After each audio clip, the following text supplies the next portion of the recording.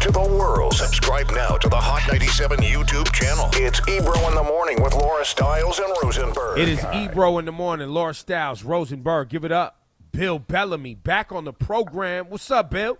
Man, I miss y'all, man. What's up, everybody? What up, listen, Bill? Man, I miss you cats, man. Yo, dog, I have to watch y'all like I guess it's an app that I can watch you guys because I can't get none of the New York stuff out here. I have to watch it through the app. Oh, man, listen. If anybody tuning into this, get the Hot 97 app. Brand new app. Yeah. You know what I'm saying? You get all the shows. Obviously, you can subscribe to the YouTube, check out our convos. But that Hot 97 app, Bill, gets you everything you need at any time. I know. I feel like I'm in New York. Like the cool thing about it is when I'm listening to it, I'm like, damn, I feel like I'm home. It's kind of fly.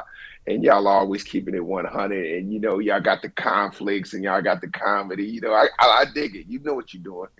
Appreciate you. So, like, people may forget, Bill Bellamy, you're a Newark, New Jersey native. Yes, sir, man. Brick City, born and raised, and I always try to represent Jersey. You know what I'm saying? We got Latifah, we got Naughty by Nature. You know what I'm saying? Whitney Houston, Bill Bellamy. You know what I'm saying? Bill Bellamy. Bill Bellamy. It is, Frank Sinatra. I could go down the list of Jersey. Hoboken, what up? Hoboken, what's good? Now, Bill, you came up you just mentioned a lot of legends out of Jersey. Shout to even Do It All, Lords of the Underground, all that. Yes, sir. Do it all. Yes, sir. Yes, sir. My bad. Yo, but who are some of the people that literally, when you was coming up in the game, you was outside, you was, getting your host on, you was getting your stand-up on. Who were the people outside that you saw all the time coming to New York City, trying to come up in the game? Who did you see? Well, the reality of the matter is I was coming up with everybody in the 90s, from Naughty by Nature, Tupac, I would see LL, all the time. I would see, Busta Rhymes. He was in Leaders of the New School at that time. You know what I'm saying? Right. They was on Def Jam. So it was kind of like a collab. I was actually in the perfect hip hop dream because Def Comedy Jam, associated with Def Jam, lended me to have these overlapping relationships, with, Salt and Pepper and all these like cool on the verge of blowing up. Now, here's the crazy part. Nobody knew I was going to be on MTV. So I'm in the comedy clubs, and Spinderella would be at the comedy clubs. Tupac would be at the comedy club Uptown. Or you would see like, I'll give you another example of somebody that used to love, like Do It All. My bad. Dupree, he'd be at the comedy club, kicking it. You know what I'm saying? Latifah. So we all grinding, not knowing where this hip hop thing is gonna go, and it was absolutely a blessing that like hip hop kind of crossed over. People forget, like, for a moment right before 92, 93, hip hop was considered so underground. Like, it's over there in the corner. We remind people all the time they didn't even play the rap version of the song during the day. You know what I'm saying? At that time. No. And a lot of people don't know my connection to the music. You know what I'm saying? Like, I think when my book comes out next year, people will read it and they'll hear the audio book and go, yo, that's right. Because I feel like I was one of those, pioneering personalities that was supportive and really, really a part of the wave. Well, I was going to say, Bill, you had, by being on MTV, and being a black dude of the hip-hop generation on MTV at a time in which that was not really what the face of music television was, everyone knew you. Like, there was no one in hip-hop. There was not one artist who did not know Bill Bellamy. Am I right? Yes, yeah. And it was just luck, man. It was really right place, right time. I always tell people it was a dream job for me, but it was like that movie Almost Famous, because it's like they gave me the VIP. Remember you had to have the MTV like sort of laminate, and if you had that, you had all access to the spring breaks and this and that. That's what I felt like. They just slapped me a laminate on, and next thing you know, I'm interviewing Whitney. Next thing I'm hanging out with New Edition. Next thing you know, we on tour with In Vogue. I'm like, yo, this is bananas. Then Yo, 2 listen. seconds later, I'm up in Boston with Aerosmith and Red Hot Chili Peppers. I'm like, yo, this is nuts. I had never been to a rock concert in my life, bro. Bill, but how did it happen? Did you go to like an open call? Like it was a casting call and you just auditioned?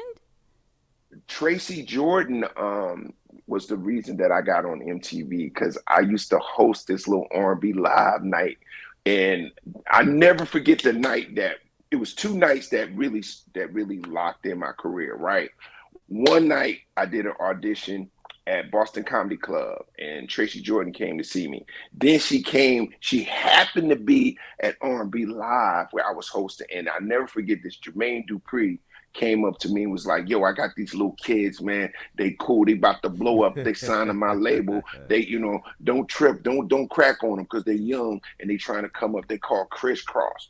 And I'm a comedian, and I seen they clothes on backwards. I let their ass have it, right? Could not say something. Could not say something. I can't let this go by. Yo, I cannot let this live. So they came out, jump, what a way to make you jump. I was like, oh snap, man, these kids is kind of fly. Next thing I know, they open it up for Michael Jackson. So it was like being New York was really on fire in the early 90s, Right. where record labels was everywhere. Everybody was pushing their artists it was almost like record labels was like basketball teams. Yo, you with Arista? Yo, no, nah, we don't mess with them. No, we with Def Jam. Nah. We with Jive. It was crazy back then. So Def had a thing. Everything was moving, man. Everybody had Columbia, a thing. Puffy was trying to get his. I remember when Puff was trying to get his first deal. You know what I'm saying? I remember when Bad Boy first came out. I got a story in my book when Puffy was out there giving out flyers and T-shirts with the street team. I will never forget that. Puff deep into the 90s was not afraid to be outside and work with the street team. Outside, bro. I was like, yo, is that Puff Daddy? That he changed his name now. His name is Love, but then it was Puff Daddy. Do you tell more Big stories or Pac stories? Because I know you got both. Like, do you have one go-to story for Big or Pac that you tell? Because you had a relationship with everyone at that time. Ah, wow. Which one I want to leak? So wait. Before, while you decide what you're going to share with us from B.I.G. Because some about stuff, B.I.G. or Pac. some of it, I'm saving for the book because people gonna want to read it. You know what I mean? Do you have a name of the book yet? Right now, the working title is called Top Billin. It's Top Billin because it's sort of synonymous with the lifestyle of winning, the lifestyle of going for yours, you know what I'm saying? And I just happen to be one of those dudes that was like, yo, I was just trying to come up in the comedy game, like make a name for myself. I ain't know I was going to get MTV, and next thing you know, I was a household name. Like, I was like, damn, I didn't even know I was famous, bro. I'll be honest with you, MTV wasn't in my neighborhood. I was famous and didn't know it, bro. That's real. Because people didn't have cable. Yeah. I used to go to my cousin's house because they had HBO first, and you couldn't get MTV unless you had HBO back then. See, Wow. cats don't know the game. No, they don't remember that, crazy. bro. Yeah. Nah, different era. So the book might be titled Top Billin, but you have a podcast also titled Top Billin?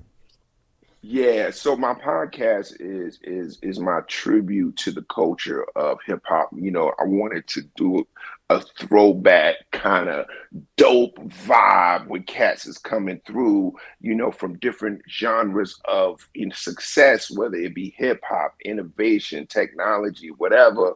But it's the hip hop culture though. Like, I want the essence of what we are.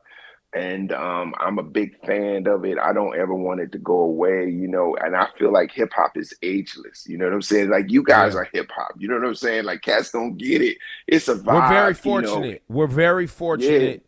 Yeah. And thanks to individuals like right now, Jay-Z still being Hove, still being relevant, still being topical, still being outside, still being respected as an MC makes the runway long for all of us, and even cats before us, like in media, Ed Lover, Funk Flex, these individuals who, still to this day are respected, and hip hop has just become this culture that is, like you said, it allows for us to have a long entertainment runway like never before. You know what I mean? And that's beautiful. Man. It's amazing that like this. The thing about hip hop that I love, if you really embedded in the culture, you don't have to necessarily, you're never too old. You know what I mean? It's different. It's like, you know, as a rapper, you might be like a little old 53 and you drop your first album. It might feel a little old, you know what I mean? Because hip hop rap is sort of young man's game, you know. But there's other aspects of the culture, yeah, for sure. Right, but there's other aspects of the culture now, especially with social media, especially with platforms where you can really be a voice in the game. It's amazing opportunity for cats that want to do it. Like I never did radio before, like full throttle. I kind of dibbled and dabbled, but I think with what I learned through COVID is that, you know, podcasts, people really want their vibe a la carte. You know what I mean? They know what they want to hear. They kind of find their audience, and then people lock into you. And I think that's a wonderful opportunity. Back to Big and Pac. What story is one of your top 5? Give us just a little one. B.I.G. or Pac. Okay, I'll give you one of these. So back in the day, this is like 91, 92, Pac used to come to Jersey all the time, right?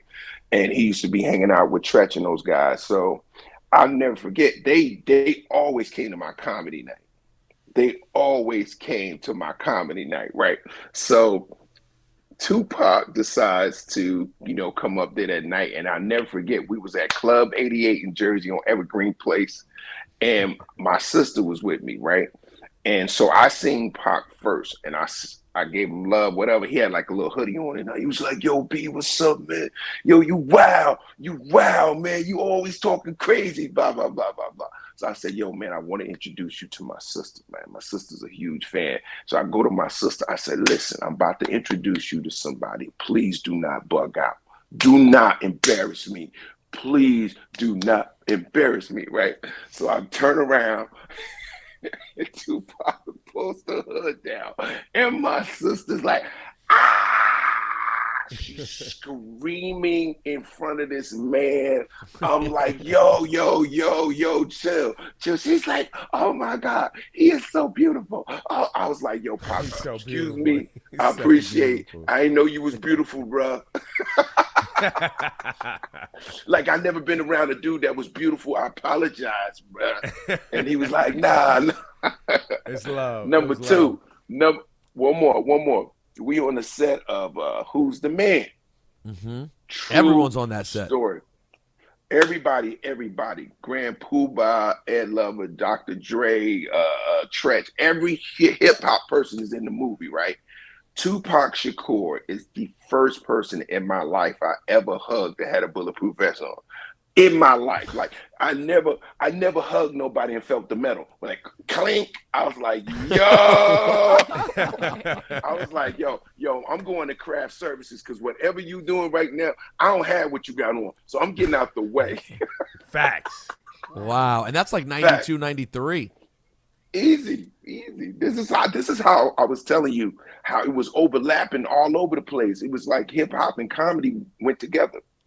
Right. It was so, and you know, the movies was coming out, like you said, you were doing the stand up. It was, I mean, and even to this day, fast forward to now, you know, there's so much content being based around the music that's being made, and it's always been built out of the music and the clubs of hip hop. Bill Bellamy joining us right now. Ebro in the morning. Laura Styles Rosenberg. When are you back in the clubs here in New York doing stand up? Yeah, I will be.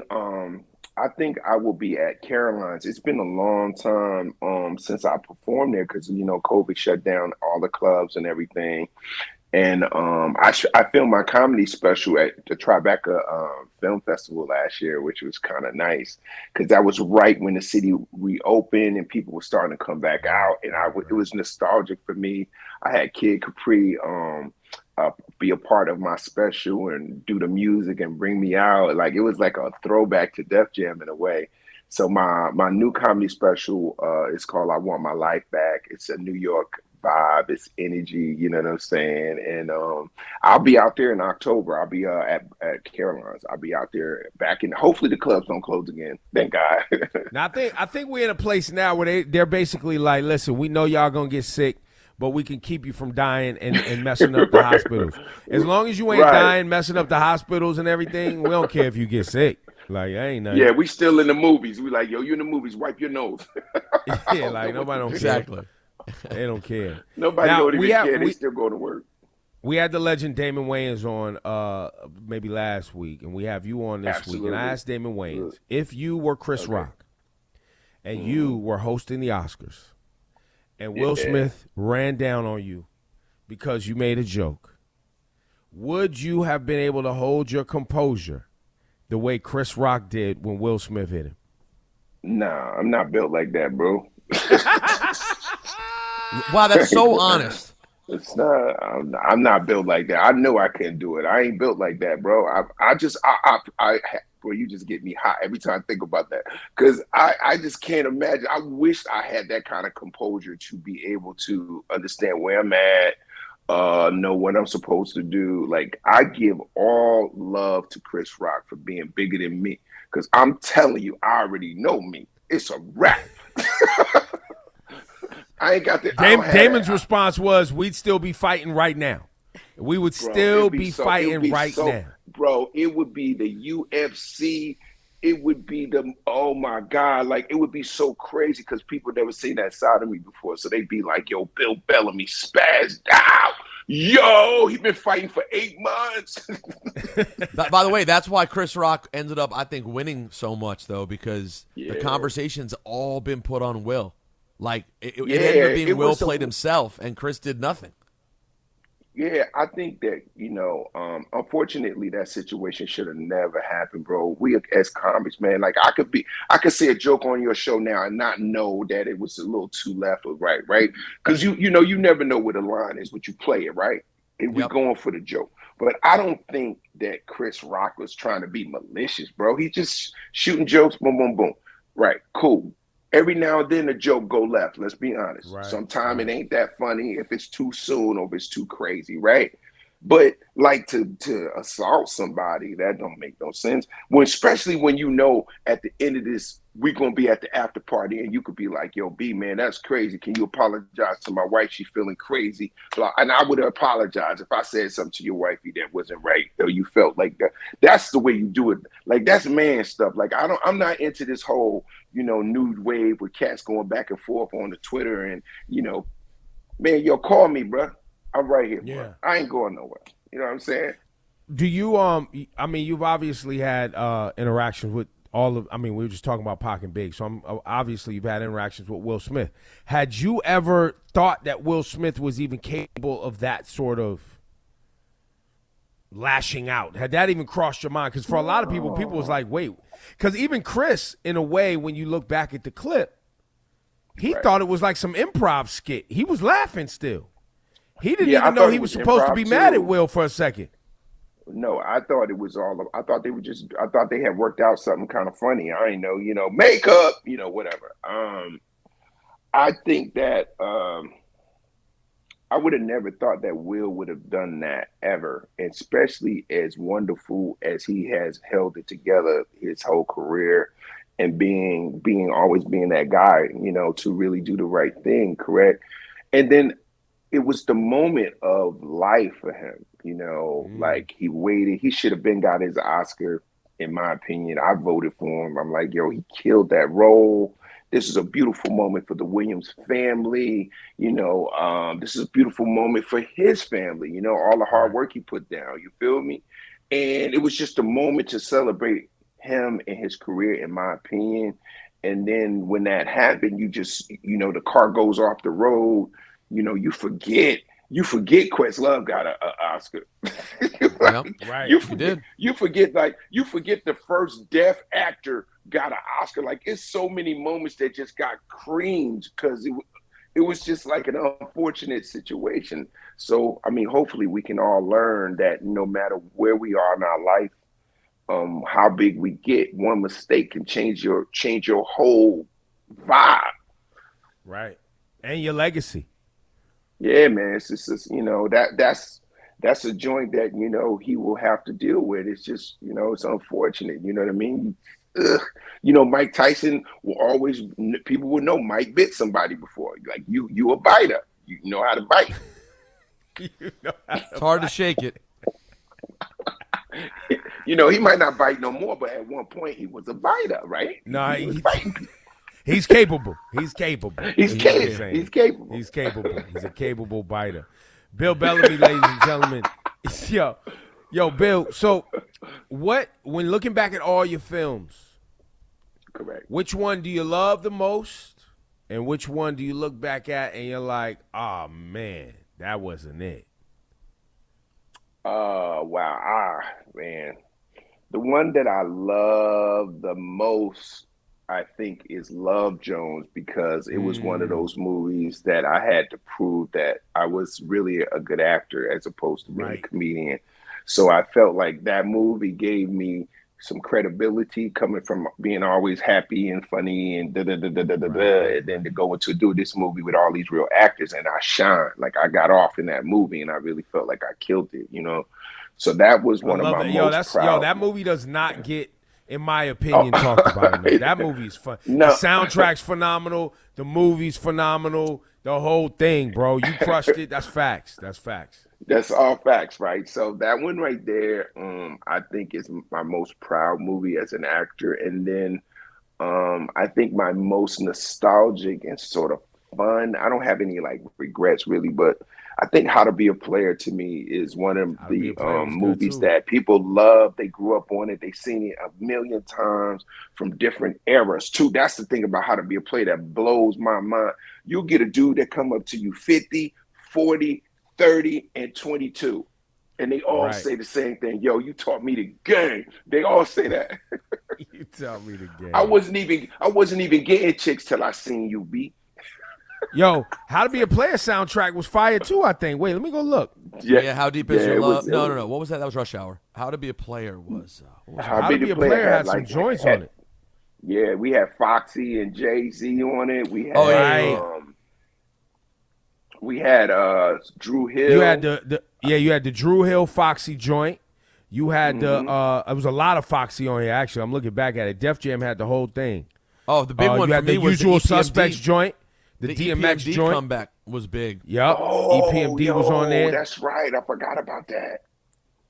Damn. You had Tupac had that Troublesome joint. What else? You had the Redman joint, Cam and Mace, Junior Mafia was on there.